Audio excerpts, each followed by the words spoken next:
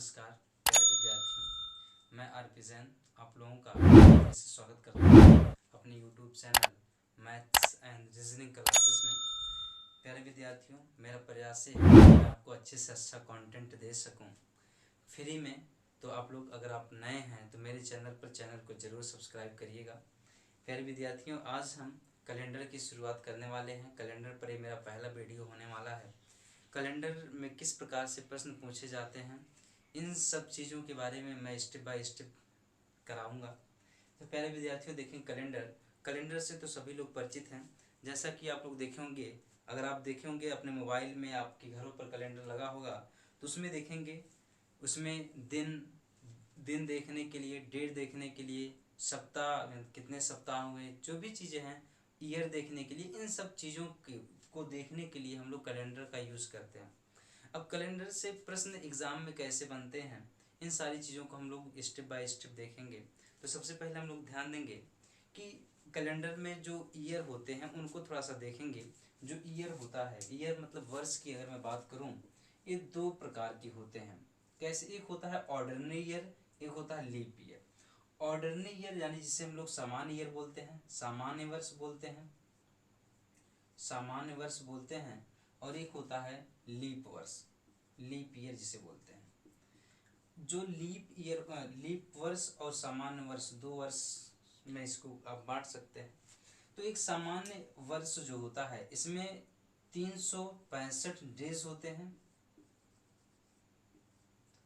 जो leap year होता है इसमें 366 दिन का होता है। लीप ईयर जो होता है 366 डेज का होता है।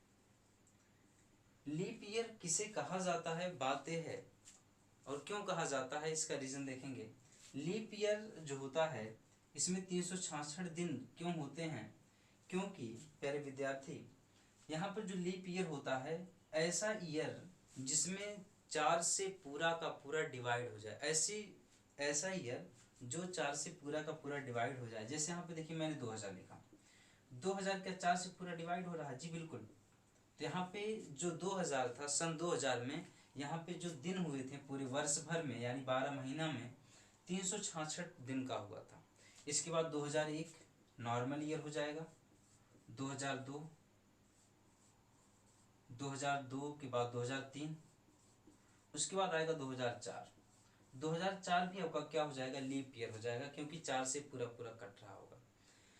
तो ऐसा वर्ष जो 4 से पूरा का पूरा कट जाता है उसे हम लीप ईयर कहते हैं। एक होता है लीप शताब्दी, यानी लीप सेंचुरी बोलेंगे, ऐसा ईयर जिसमें 400 से भाग देने पर पूरा का पूरा कट जा रहा हो, उसे लीप शताब्दी के नाम से भी जाना जाता है। तो प्रश्न तो लीप ईयर से ही पूछे जाते हैं, लीप ईयर से संबंधित होते हैं। तो लीप ईयर्स में 366 दिन होते हैं। ठीक है, तो लीप ईयर्स क्या होता है समझ में आ गया। इसमें फरवरी जो होती है लीप ईयर्स में, फरवरी 29 की होती है, फरवरी 29 को होती है। जबकि ऑर्डिनरी की बात करें, ऑर्डिनरी ईयर में क्या होता है, जो फरवरी होता है वो केवल 28 ही दिन का होता है। इस चीज़ को आपको नॉलेज में रखना है। ठीक है, छोटी सी बात है, आपको सब पता है सारी चीज़ें। अब बात यह है कि इसको हम लोग जो है कैसे अध्ययन करेंगे, कैसे डेट कैसे निकालेंगे, change in month and date, ये सब सारी चीज़ें कैसे निकालेंगे, तो इस पर चलिए थोड़ा सा फोकस करेंगे। प्रश्न कैसे बनते हैं, उन सब चीज़ों को, जो एग्ज़ाम में प्रश्न आते हैं कैसे कैसे बनते हैं, उन सारी चीज़ों को ध्यान से देखेंगे। तो इसी को जो है, इसमें महत्वपूर्ण 4 बिंदु होते हैं, और उन्हीं को हम जो है ऐसा बोल सकते हैं, कैलेंडर को हम 4 भागों में बांट कर अध्ययन करेंगे। कितने भागों में? जो कैलेंडर है, कैलेंडर को 4 भागों में बांट कर अध्ययन करेंगे करेंगे चलिए, सबसे पहला यहाँ पे देखेंगे, पहला हम पढ़ेंगे भी इस वीडियो में, change in date. Change in date देखिएगा, यहाँ पे केवल डेट को हम चेंज करेंगे, ना ही मंथ को चेंज करेंगे, ना ही ईयर को ही चेंज कर रहे होंगे, बस केवल हम डेट को चेंज कर रहे होंगे। दूसरा टाइप होगा change in date and month. अब की बार हम डेट को और मंथ को दोनों को चेंज कर सकेंगे इस टाइप्स में। थर्ड हो जाएगा चेंज इन ईयर, केवल अब की बार हम इसमें केवल ईयर्स को चेंज कर रहे होंगे। और चौथा हो जाएगा आपका चेंज इन डे, मंथ और ईयर। देखिए ये 4 प्रकार के अगर आप प्रश्न सॉल्व करना सीख जाएंगे तो आपको कोई भी चीज़, यानी आपको डे निकालना सिखा दिया जाएगा आपको, या आपको ये डे मतलब कौन सा दिन होगा, कितने दिन हुए, ये सारी चीज़ें आप लोग जनरली इससे निकाल सकेंगे। तो सबसे पहले हम लोग यहाँ पे पढ़ने वाले हैं चेंज इन डेट। सबसे पहले हम लोग डेट को चेंज करना सीखेंगे। तो सबसे पहले मैं इस पर एक क्वेश्चन लेता हूँ, फिर इसके बाद आगे बढ़ते हैं। चलिए, रूल्स को भी मैं बताता रहूँगा। तो चेंज इन हेडिंग लिखेंगे या जो भी है, वहाँ पे सबसे पहला हम लोग जो पढ़ेंगे change in date. Change in date, जैसे यहाँ पे चेंज इन डेट पहला हम लोग टाइप पढ़ेंगे चेंज इन डेट। जैसे प्रश्न दिया गया है कि मैं एक प्रश्न ले रहा हूँ, जनरली ऐसे जो भी कुछ भी आप ले सकते हैं। 3 तारीख है 3/7/2005 को, 3/5, देखिए एक डेट में लिखा हूँ, डे है, मंथ है, ईयर है, को कौन सा दिन है, संडे है। कौन सा दिन है, संडे है। और मैं एक डेट ले रहा हूँ, कोई भी डेट यहाँ पे ले सकता हूँ, आप जो भी कहेंगे, या जो भी मैं यहाँ पे लिख देता हूँ 29/7/2005। तो यहाँ पर कौन सा दिन आएगा, तो आप कैसे इसको निकालेंगे। तो इसके लिए मैं आपको बेहतरीन रूल्स बताता हूँ क्या होगा। देखिए यहाँ पर मंथ और ईयर सेम है, तो यहाँ पे कुछ नहीं करना है। जो भी करना है हमें किस में करना है, डे में करना है। देखिए यहाँ पर जुलाई में 3 दिन बीत चुका है, यहाँ पर 29 तक, इसके बीच में यहाँ पर कौन सा दिन आएगा, दिन पूछा गया है। तो यहाँ पे क्या करना है, आपको जनरली कुछ नहीं करना है, इसको घटा लेना। जो भी दिया गया है डेट उसको घटा लेंगे। जब इसको आप घटाएंगे तो कितना आएगा, 29 में से 3 घटाएंगे आ जाएगा 26। अब इस दिन में 7 से अगर आप भाग देंगे, देखिए इसमें टोटल हमारा 7 दिन का होता है, तो 7 से यहाँ पे भाग देंगे। जब आप 7 से भाग देंगे किसी संख्या में, याद रखिएगा, जब किसी संख्या में आप 7 से भाग देंगे तो वहाँ पे उसका रिमाइंडर 0, 1, 2, 3, 4, 5, 6 इसके बीच में ही आएगा। यानी 7 से एक कम ही रिमाइंडर आपका बचेगा। 0 से लेकर 6 तक कुछ भी बच सकेगा। तो यहाँ पे जब 7 से भाग देंगे, 7 त्रिक 21, यहाँ पे देखिए जब 26 में भाग दे रहे होंगे, 7 त्रिक 21 बार जा रहा होगा और बच रहा होगा 5। ठीक है, अब देखिए जो 5 है, अब करना क्या है, 5 को यहाँ पे ध्यान देना है।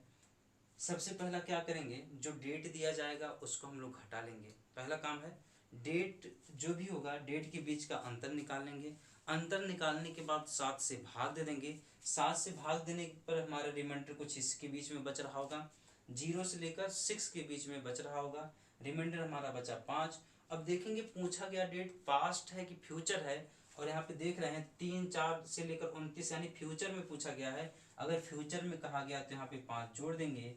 अब जो 5 यहाँ पे आप संडे में जोड़ रहे होंगे तो आपका क्या हो जाएगा, संडे के बाद आएगा Monday, Tuesday, Wednesday, Thursday, Friday. यानी इसका आंसर जो आपका क्या आ जाएगा, फ्राइडे आ जाएगा। यही आपका आंसर सही हो जाएगा। मेरी बात को आप क्लियर समझ रहे होंगे।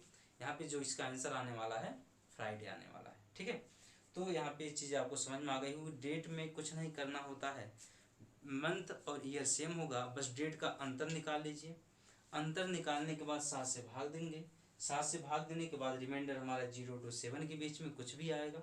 अब देखेंगे कि जो पूछा गया डेट पास्ट है कि फ्यूचर है। अगर पास्ट है तो घटाने का काम करेंगे, अगर फ्यूचर है तो जोड़ने का काम करेंगे। देखिए कि हमारा जो डेट पूछा गया है फ्यूचर का पूछा गया। देखिए यहाँ पे 3 है, यहाँ पे 29 है, तो यहाँ पे फ्यूचर में पूछा गया, आगे का डेट पूछ लिया गया है। इसलिए हम जो संडे यहाँ पे दिया गया था इसमें हम लोग 5 ऐड कर देंगे। दूसरा तरीका ये भी था, यहाँ से -2 भी कर सकते थे, -2 घटा भी सकते थे, तब भी हमारा फ्राइडे ही आता।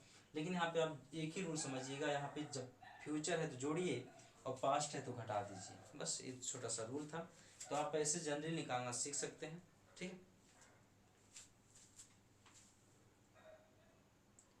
दूसरा क्वेश्चन यहाँ पे दिया गया है 27/5/2006 को वेडनेसडे है, तो यहाँ पर 4/5/2006 को क्या होगा। तो यहाँ पे देखिए चेंज इन डेट, केवल डेट में चेंजेस है, मंथ और ईयर में कोई चेंजेस नहीं है, पहला टाइप है, तो इसको अच्छे से समझेंगे। तो यहाँ पे देखेंगे क्या करना, मैंने बताया कि दोनों का सबसे पहला जो डेट दिया गया है उसका अंतर करेंगे तो अंतर आ जाएगा 27 माइनस 4 करेंगे तो यानी 23 आ जाएगा। दूसरा काम 7 से भाग देंगे। क्यों 7 से भाग दे रहे होते हैं, उसका रीज़न यही है कि टोटल दिन 7 दिन का होता है। जब आप 7 से भाग देंगे तो वहाँ पे रिमाइंडर आपका 0 to 7 के बीच में कुछ लाई करेगा। तो यहाँ पे देखिए 7 3 21, रिमाइंडर बचा 2। अब देखिए जो 2 आया रिमाइंडर, पूछा गया डेट पास्ट है कि फ्यूचर है। तो यहाँ पे देखेंगे पूछा गया डेट जो है पास्ट का है, यहाँ पे 27 तो आ गया है, आगे का फ्यूचर का आ गया है। पूछा गया डेट हमारा क्या है, पास्ट का है, इसलिए यहाँ पर क्या कर देंगे -2 अब की बार कर देंगे। अगली बार मैंने +5 क्यों किया था, क्योंकि यहाँ पे ज़्यादा नंबर वाला नीचे था, कम नंबर वाला ऊपर था, यानी फ्यूचर में था। अब की बार क्या हो गया, उल्टा हो गया है, तो इसलिए यहाँ पर अब की बार माइनस कर दिया जाएगा। और यहाँ पर जो आएगा आपका, यहाँ पे 2 दिन पीछे वेडनेसडे के पीछे आपका ट्यूसडे मंडे, यहाँ पे आंसर क्या हो जाएगा, मंडे हो जाएगा। इसका आंसर क्या हो जाएगा, मंडे हो जाएगा। मैंने दोनों प्रकार के प्रश्न करने सिखा दिए, तो पहला हमारा कंप्लीट हो